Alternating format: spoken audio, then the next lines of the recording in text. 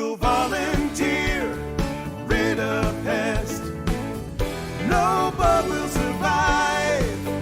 Call 698-7205. Hi, it's Mike Stewart, and I'm here with Eric Gardner of Volunteer Rid-A-Pest, your premier pest control in Chattanooga and Cleveland, Tennessee.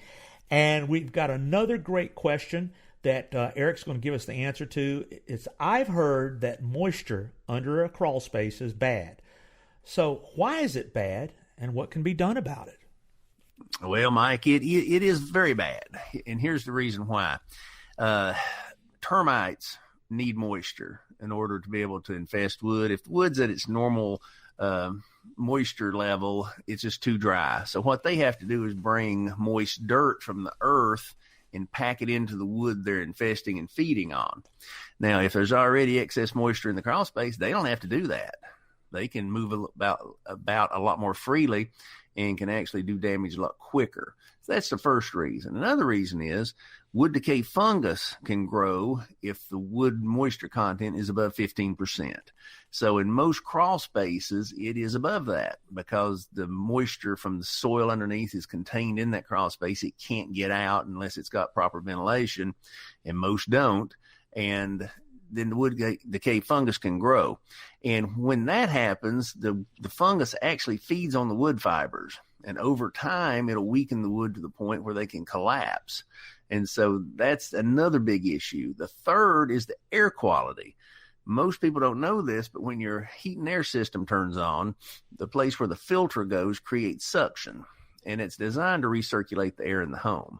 However, it'll pull air from any little crack or crevice it can find.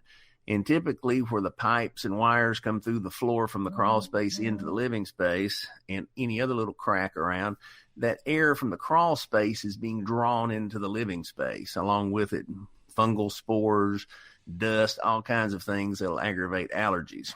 A lot of people who have respiratory problems, it's because they have unhealthy air being drawn into the house from the crawl space. So those are the main reasons that moisture in the crawl space is a bad thing. Well, doesn't that moisture also contribute to mold problems? You know, in the in our home one time we had a lot of mold in our air ducts, and I'm just curious. I know that moisture is bad for mold, and mold is bad in your home. Well, mold is a type of fungus, okay. And not all fungus is mold. Well, not all mold is fungus, but all fungus is mold. And it is just, once you have too much moisture, all those bad things can grow, and they all travel. They produce spores, and those spores can be breathed in. And, it can be a very unhealthy thing to have. So it's a great idea to have your crawl space checked out, make sure it's not got too much moisture. There's a lot of things you can do to eliminate it. It just depends on each individual situation. But there's always a solution to that problem, and get it dried out where it needs to be. Well, in detail, what can be done about it? And is this something that you do at Volunteer Rid-A-Pest? Yeah, we handle this type of thing every day. We look to see if there is any wood decay fungus actively growing. We have moisture meters we use to probe the wood and see what the wood moisture content currently is, to see if it's above 15%, which is the threshold that we're looking for. Wood decay fungus and mold spores can grow on anything above 15%. If it's below that, they just land on it harmlessly and nothing happens until it gets above that point. So they got to have moisture in order to start to reproduce and feed on the wood. We can definitely take care of it. Are there any protective measures that you recommend to keep it dry in the crawl space? Well, one of the most common things is just a simple plastic vapor barrier, just a sheet of plastic that's laid on the floor of the crawl space just to contain the moisture beneath it rather than let it just condense on the wood above it and start getting the moisture level too high.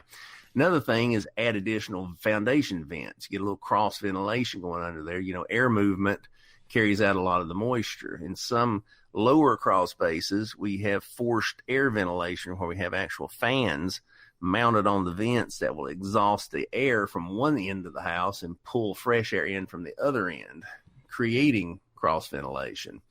And in some situations, it's bad enough that we need to install a dehumidifier and just completely treat the air to remove all the moisture from it. And that's the only method that can get it dry enough to solve the problem. So there's all kinds of things that can be done. We try to find the most cost-effective solution to that individual problem. And the type of moisture you're talking about is what happens naturally from the earth. You're not talking about in the case of my son recently, he had a leak unbeknownst to him, and it just created, that was obvious moisture when you have a plumbing leak, a water hose leak, a crack in the pipes, and, even just a slow dripping leak, that just compounds the whole issue. So when you're in there inspecting and looking around, those are the kind of things that you can find and help people with, correct? Oh, yeah. And a lot of times that is the problem. They could have had a plumbing leak. They could have rainwater running in from outside, finding its way into the crawl space. It could just be a lot of different issues that just lack of ventilation, and over time the moisture is built up. But in a crawl space, once the moisture gets there, it's not going to leave on its own unless it's got proper ventilation and a way for it to leave. And so that's where we come in. We can make sure we get it out of there. Well, there you go. Moisture is not good in your crawl space, and you need a professional to help you know what to do, and that's what Eric and the team at Volunteer Rid-A-Pest can do for you.